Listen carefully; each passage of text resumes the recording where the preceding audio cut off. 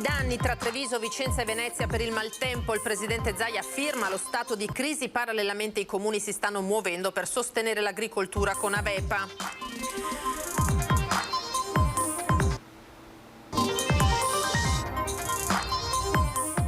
Shock a Padova nel pomeriggio, guardia giurata ripreso a parole da un ciclista di colore per aver parcheggiato sulle strisce, estrae la pistola. Primo caso di vaiolo delle scimmie diagnosticato in Veneto. A Verona si tratta di un paziente che abita in Lombardia, l'uomo in isolamento, gli esperti, situazione sotto controllo, esistono cura e vaccino.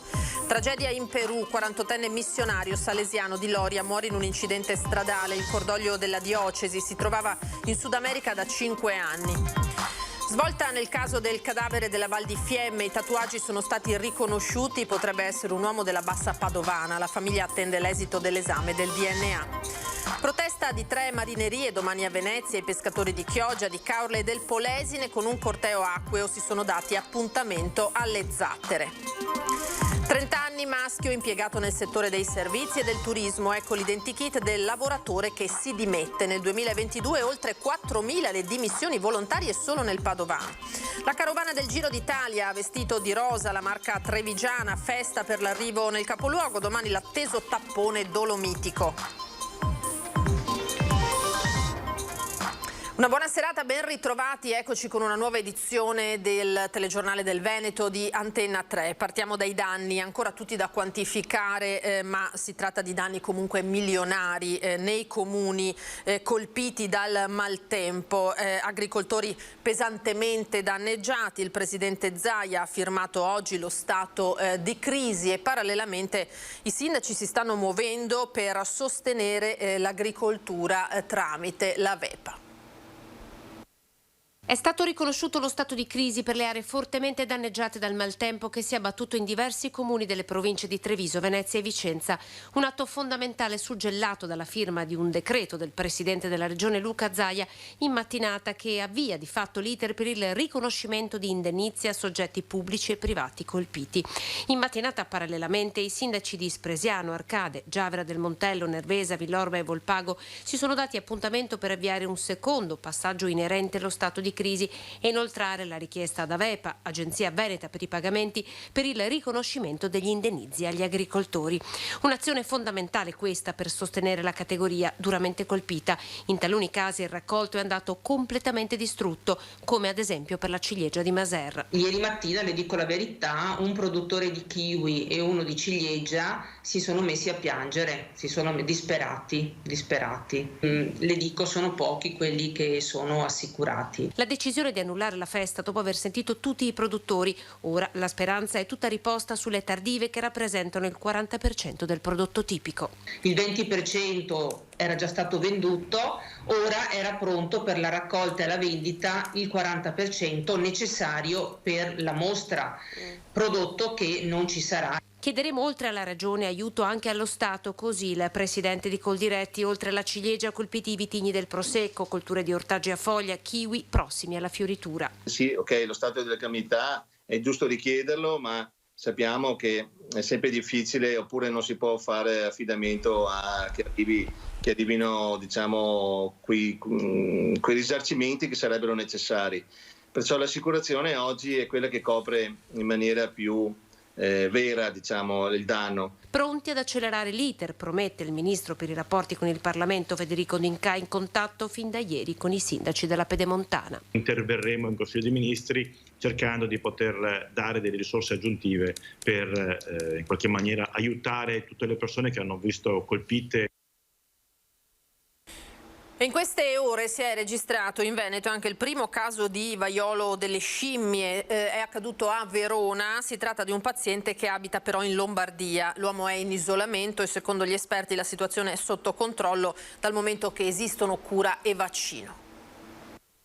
La diagnosi clinica del paziente è stata diagnosticata all'azienda ospedaliera integrata di Verona.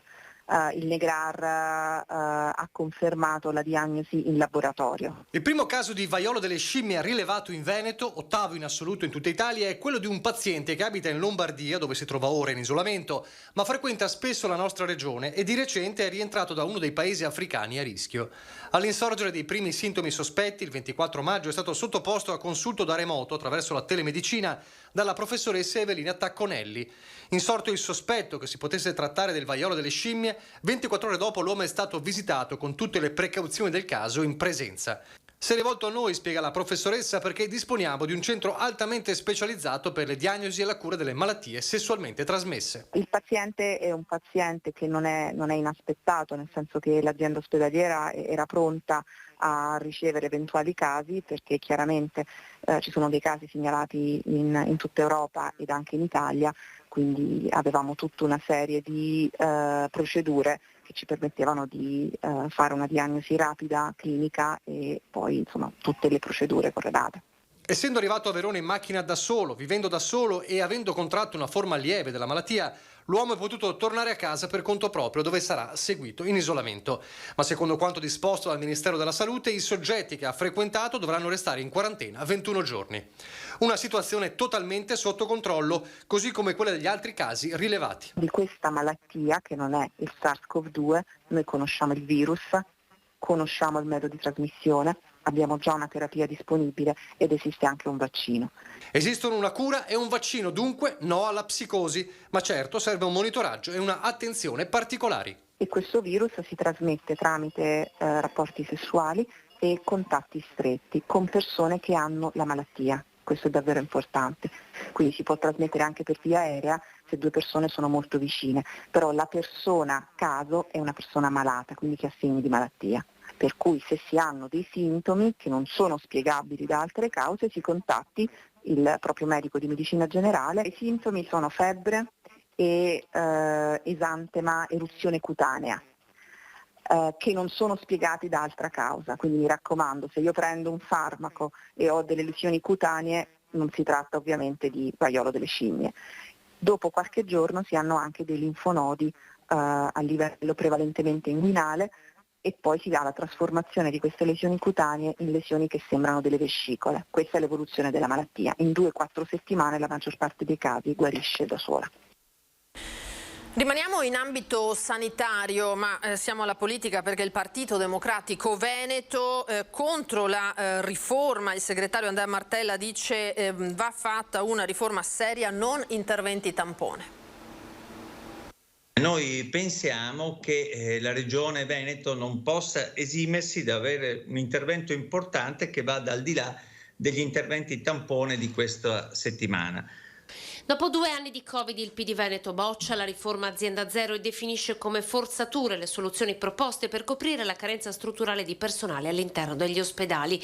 Il dito è puntato contro il percorso di formazione complementare in assistenza sanitaria dell'operatore sociosanitario, il Superos, ideato per fronteggiare la carenza di professionisti.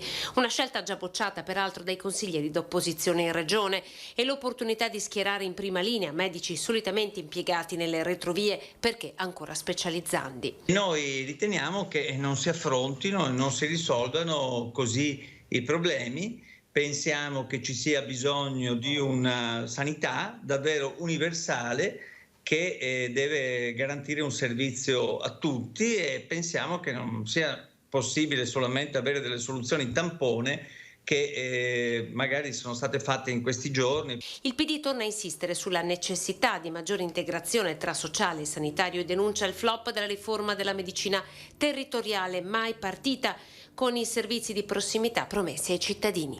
Non è una polemica sulla sanità del Veneto, che è una sanità che deve essere migliorata con delle soluzioni, necessità di introdurre degli interventi correttivi davvero importanti. Voltiamo pagina, attimi di paura oggi a Padova, dove un vigilantes ha minacciato un ciclista di colore che lo aveva rimproverato per aver parcheggiato sulle strisce. Vediamo come.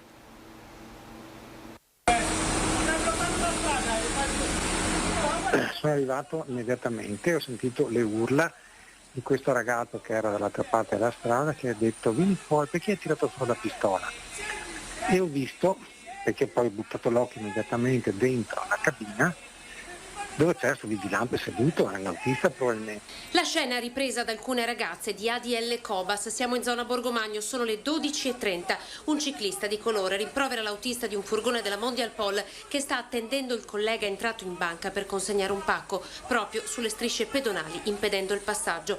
Questi, vistosi attaccato, tira fuori la pistola. Il problema era che questi qua erano sopra le strisce pedonali e sopra la ciclabile, proprio sopra, uno spazio dove non si poteva passare. No, e questo ragazzo è arrivato e ha detto spostati, non so in che modo, non c'ero. E spostati, e questo qua è andato dall'altra parte della strada e ha tirato poi la pistola. Attimi concitati, l'ex consigliere padovano Nereo Tiso cerca di sedare gli animi. Questo qua aveva una bicicletta con 2 seggiolini da bambino piccolo, quelli che si attaccano dietro, e non creava nessun disagio a nessuno, nessuna provocazione a nessuno. Bisognava vederlo questo ragazzo. Consegnato il pacco, il furgone ingrana la prima e se ne va. Tiso alzerà il telefono per denunciare l'accaduto chiamando proprio la Mondial Pol, che ha già annunciato che prenderà provvedimenti. Queste dunque le immagini. Noi andiamo alla tragedia che si è consumata invece in Perù con un missionario trevigiano morto in un incidente stradale. Era in Sud America da 5 anni Don David Facchinello, è lutto a Loria, suo paese d'origine. La notizia tragica è arrivata ieri in serata ai familiari. Ad annunciarla i fratelli salesiani. Don David Facchinello, missionario di 48 anni, originario di Loria, in Perù dal 2017, ha perso la vita in un incidente stradale poco lontano da Cuzco, mentre in auto si recava all'aeroporto per raggiungere Lima, dove doveva prendere parte all'apertura del capitolo ispettoriale. Quasi 20 anni di sacerdozio, avrebbe raggiunto quel traguardo il 21 giugno. Don David era conosciuto e amato tanto nella sua terra d'origine quanto in quella in cui operava con straordinaria dedizione. Il parroco Don Enrico Prete ricorda la sua ultima visita proprio a Loria. È ritornato per l'ultima volta circa 1 anno e mezzo fa e ha incontrato, sempre con la sua riservatezza, con la sua modestia, ma anche con la carica proprio interiore, con questi occhi che gli brillavano sempre quando parlava della missione, non di se stesso, tutt'altro, tanto era la modestia, la semplicità, ma anche la profondità proprio spirituale e la dimensione del servizio che ha incontrato i nostri giovani dei gruppi parrocchiali e in particolare dell'oratorio, anche i loro genitori, che ha lasciato proprio un ricordo indelebile, tanto che qualcuno di loro ha espresso un desiderio magari di poter, chi sta in un futuro non troppo lontano, poterlo magari raggiungere. Profondo il lutto in tutta la diocesi. Don Enrico e i salesiani di Castello di Godego hanno fatto visita in mattinata ai genitori di Don David, Marinella e Ivone, e alla sorella minore Fabiola.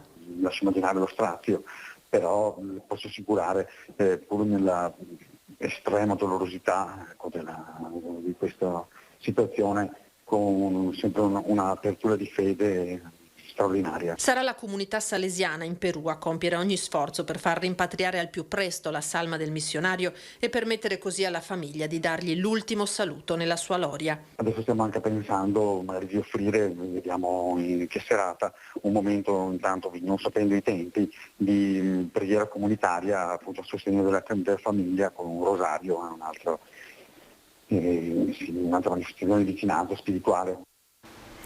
E sono stati riconosciuti i tatuaggi del cadavere della Val di Fiemme. Potrebbe trattarsi di un padovano residente tra la zona della Bassa e dei Colli Euganei. Si potrebbe essere vicini alla svolta nel caso del cadavere senza nome trovato nei boschi della Val di Fiemme. I tatuaggi divulgati la scorsa settimana dai carabinieri per cercare corrispondenze con le persone scomparse hanno dato i primi riscontri. Come si era supposto fin dall'inizio, l'uomo senza nome potrebbe essere originario del Padovano e più precisamente dall'area dei Colli Euganei. I vistosi tatuaggi che richiamano simboli celtici sono stati riconosciuti da una persona che li ha associati ad un amico che per età e caratteristiche fisiche corrisponde all'uomo trovato senza vita ad inizio maggio in un'area boschiva del comune di Castello Molina di Fiemme, morto di stenti dopo un lungo periodo di digiuno, testimoniato da un diario ritrovato proprio vicino al cadavere. La morte dovrebbe risalire allo scorso 4 ottobre, data in cui il diario si interrompe. Anche la famiglia dell'uomo, che vive nella Bassa Padovana, è stata avvisata, ma prima di avere la conferma ufficiale dell'identità dello sconosciuto si attende l'esito delle l'esame del DNA, che dovrà accettare o meno che si tratti del padovano. Una risposta che potrebbe arrivare già la prossima settimana. Lasciamo la cronaca e veniamo alla protesta di 3 marinerie domani a Venezia con i pescatori di Chioggia, Caorle e del Polesine, che con un corteo acqueo si sono dati appuntamento alla Capitaneria di Porto alle Zattere. Manifestazione di protesta dei pescatori di Chioggia insieme alla marineria di Caorle e quella del Polesine di Pila contro il caro carburanti e le mancate rassicurazioni arrivate dal tavolo di crisi di Roma. 4 in sintesi i punti per i quali si protesta. Con il caro carburante anche la richiesta del rimborso del 20% del prezzo del gasolio sostenuto, quindi la richiesta della CISOA e Cassa Integrazione a sostegno dei marittimi e infine la richiesta dei fondi del Fermopesca 2021 ancora da incassare, dicono. Domani una cinquantina le barche in protesta in corteo, numero che si aggiorna di ora in ora e in rappresentanza del centinaio e più delle 3 citate marinerie. Corteo che sarà traghettato fino a Venezia anche dal primo cittadino di Chioggia, Mauro Armelao, con i 2 consiglieri regionali Marco Dolfin della Lega e Jonathan Montanariello del Partito Democratico. Sarò in barca con i nostri pescatori di Chioggia, partiremo domani mattina alle 7 e dirigeremo tutti verso Venezia. Indosserò la fascia tricolore perché voglio rappresentarli in maniera adeguata i nostri pescatori. Arrivo previsto alle Zattere a Venezia tra le 10 e le 10:30 del mattino. Andremo a Venezia e vedremo di incontrare le capitanerie di porto, l'ammiraglio e poi il prefetto se ci riceverà. Imprese del settore ittico insieme nella protesta perché strozzate dall'incertezza del presente e del futuro, dicono. Oltre al caro gasolio c'è un altro problema che è in fondo al mare, che è quella specie di gelatina che trovano i nostri pescatori e che si ferma nelle reti e non riescono a pescare, e aumenta anche il consumo di gasolio perché la rete pesca molto, quindi non riusciamo a venirne fuori da questa situazione. Ora parliamo di lavoro. Sappiamo che locali e alberghi fanno fatica a trovare personale, ma arriva anche un altro dato significativo, cioè l'aumento delle dimissioni nella nostra regione. Maschi per lo più sotto i 30 anni con contratto a tempo indeterminato, occupati soprattutto con mansioni a basso contenuto professionale, nella maggior parte nel settore del commercio, turismo e servizi. Questo è l'identikit dei lavoratori che danno le dimissioni, fatto dall'osservatorio della CISL Padova. L'analisi è stata fatta dopo l'ultimo report di Veneto Lavoro, che ha evidenziato come le dimissioni volontarie siano aumentate del 50% nella nostra regione nel primo quadrimestre di quest'anno rispetto allo stesso periodo del 2021. È un bel 30%, oltre che maschi, provenienti per lo più dal settore del commercio, del turismo. È anche vero che effettivamente da quel settore escono magari delle figure professionali che o si vanno a reinserire in altri settori diversi, insomma, come può essere il metalmeccanico o il manifatturiero, e con magari, devo dire, o delle condizioni contrattuali diverse o eventualmente anche delle modalità di conciliazione vita-lavoro che magari facilitano anche una conduzione di vita insomma, più agevole, ecco, da questo punto di vista. Il settore più dinamico è di certo il terziario e sono soprattutto i più giovani più disposti a cambiare lavoro. Tra i fattori anche il caro carburante ha inciso su questa scelta. Io credo che insomma, rispetto alle nostre valutazioni ci sia anche un effetto importante per quello che riguarda il costo della benzina, perché essendoci anche delle posizioni aperte nei settori metalmeccanico, ma come dicevamo prima anche turismo e commercio, è chiaro che le persone sono più incentivate anche ad una mobilità, anche per cercare di ridurre quello che è il tempo appunto di raggiungimento del posto di lavoro e di conseguenza anche i costi.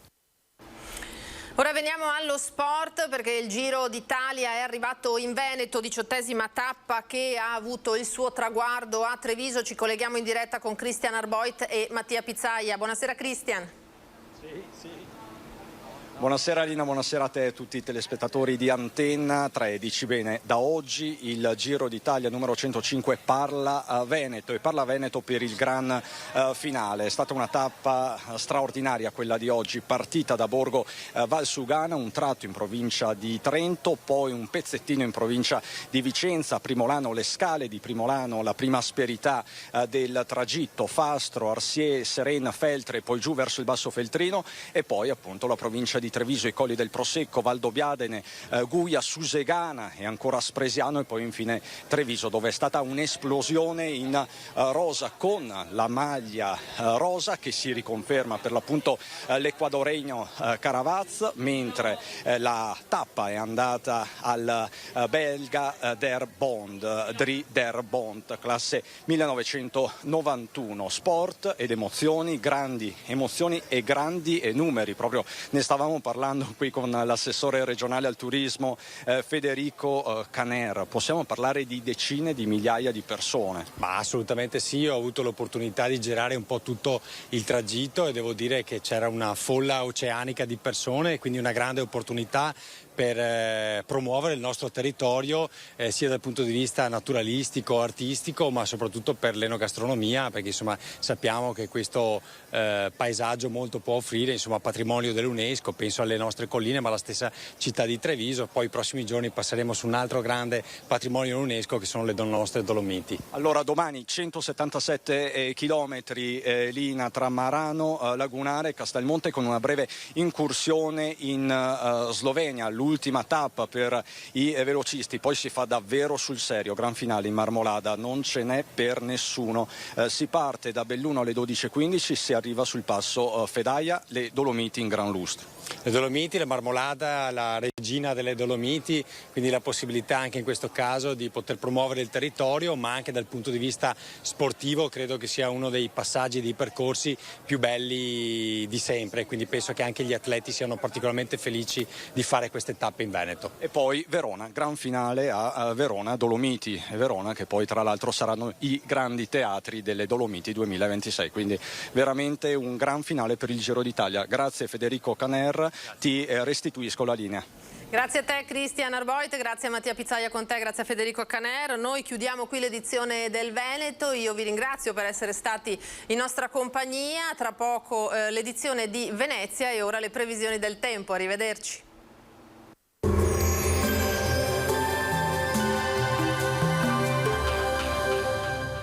Cooperativa Agricola Volpago offre carne fresca di prima qualità. Ci trovi a Volpago del Montello, Pieve del Grappa, Tre Baseleghe e presso lo spaccio del contadino a Dolo e Massanzago. Bentrovati al meteo. Pressione atmosferica stabile, bel tempo, ma con la consueta instabilità in corrispondenza delle Alpi e con caldo intenso. Vediamo il dettaglio di venerdì 27 maggio.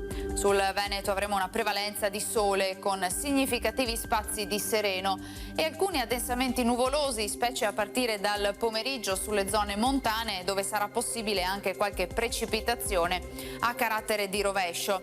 In locale estensione poi anche alla pianura limitrofa. Temperature in lieve aumento, minime tra 16 e 20 gradi, massime invece comprese tra i 27 e i 32 gradi. Ci spostiamo ora sul Friuli Venezia Giulia, anche qui cielo poco nuvoloso su pianura e costa. Sulla zona montana invece saranno possibili isolati temporali a partire dal pomeriggio.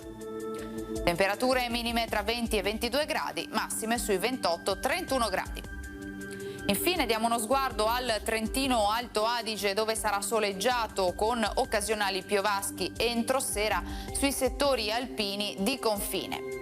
Temperature minime intorno ai 16-17 gradi, massime infine intorno ai 31 gradi.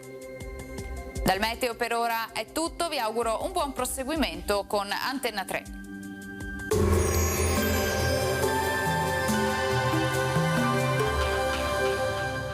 Cooperativa Agricola Volpago offre carne fresca di prima qualità. Ci trovi a Volpago del Montello, Pieve del Grappa, Tre Baseleghe e presso lo spaccio del contadino a Dolo e Massanzago.